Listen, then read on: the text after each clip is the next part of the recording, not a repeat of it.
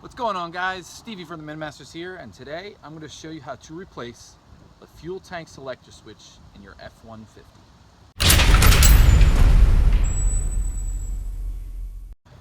So if you're new to dual fuel tank Fords, you'll notice on the left side of the steering wheel is this funky little switch here, and you're kind of like, fuel, front, rear, what is this? Some people didn't even know I had a rear tank.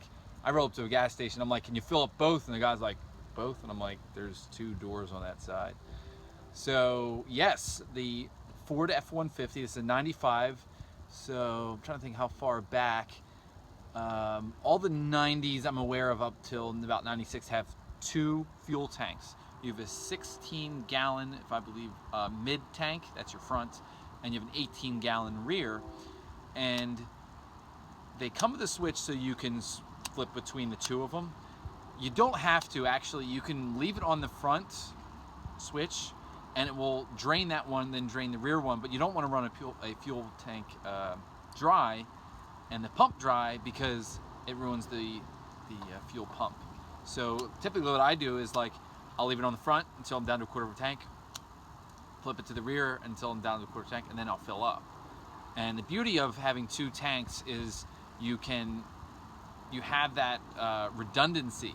So most trucks this year, your fuel pump is going to go. If it hasn't gone, it's going to go. And so I had an instance where one of them cut out on this truck, but I had the second one. So it was just a matter of click and you're on the next fuel tank. Matter of fact, you don't have to click. It actually will just switch over. Your gas gauge will read funky, and then once you flip it over, the gas gauge will change to show the fuel that's in the rear tank. So anyway, I'm going to show you how to replace this little guy. So to access this switch so it can be replaced, matter of fact, you can see mine, that the backing's broken on it, which is one of the reasons I'm replacing it. So to get to it, you have to get to the other side. So you have to remove this whole front dash piece. To get that off, you have to pull up these front plastic trim pieces. They look like this. You just pry them off with a screwdriver. They're just kind of clipped in, as you can see. They'll pop right off. Hopefully you don't break them, because they are brittle. And behind there you'll find a Torx head screw. It'll take a T20, and you'll undo that like I did on this one side. Matter of fact, watch this dash piece, because that's also brittle. As you can see, that's kind of broken out of there.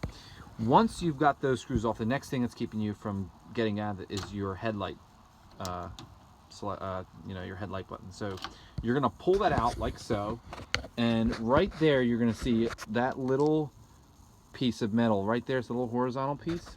That is literally a little pressure thing that keeps the switch on there. So you can take a Phillips head screwdriver or a flathead, and you're just gonna pry back at it like this, and then you'll grab the knob, and the knob comes off. Simple as that.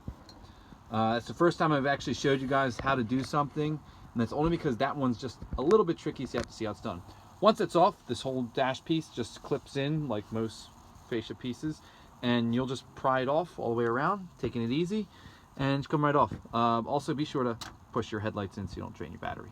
So I'm going to do that real quick, and I'll show you what this looks like on the other side. All right, so I have the dash piece removed. Now, once you start pulling away from this, you have to unscrew this right away, or it will break. Matter of fact, I've discovered that this is a bit cracked in a bunch of places, so I'm gonna have to glue that to save it.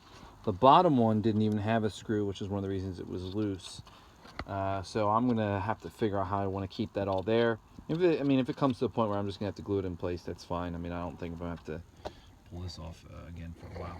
But anyway, this is what the fuel selector switch looks like from behind. You just undo this little clasp here, and this will pop right off. So I'm gonna do that real quick. I took the back side, which was all cracked, and I took a whole bunch of hot glue, and I just cemented it around there, a nice little volcano. This one didn't have anything, so I just put a crap ton there, and hopefully I can screw into that and make it stay. The only other way you can really fix this is if you had an actual plastic welder, and you could really replace everything. I have noticed that because this is just an XL, there's other little stubs here.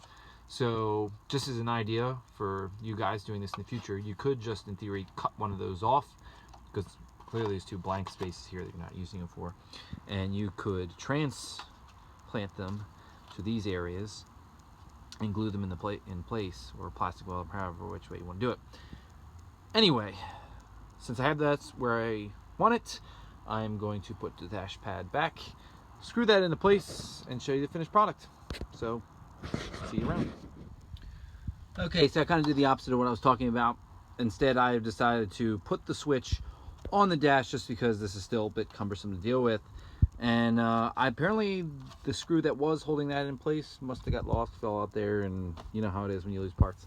So I had just so happened to have another screw lying around, so I put that one there, and now it's pretty well there. It's not as solid as if this was like real plastic, but I tell you, it's a hell of a lot better than it was before. So now I'm going to put the dash piece back on, hook up everything, and show you what it looks like when it's all together. See you on the flip side. All right, there it is, in place, nice and new. As you can see, really solid. Remember when I was able to push on mine and used to flex? Not only that, it's just like, it's so bright and new. The old one is just dirty and grungy. You know, can't beat it. So, if you have a dual fuel tank Ford and your switch is broken, not working, or missing, because I've seen all three when I get in people's trucks, replace it. 12 bucks on Amazon, and if you got Prime, it will be there in 2 days.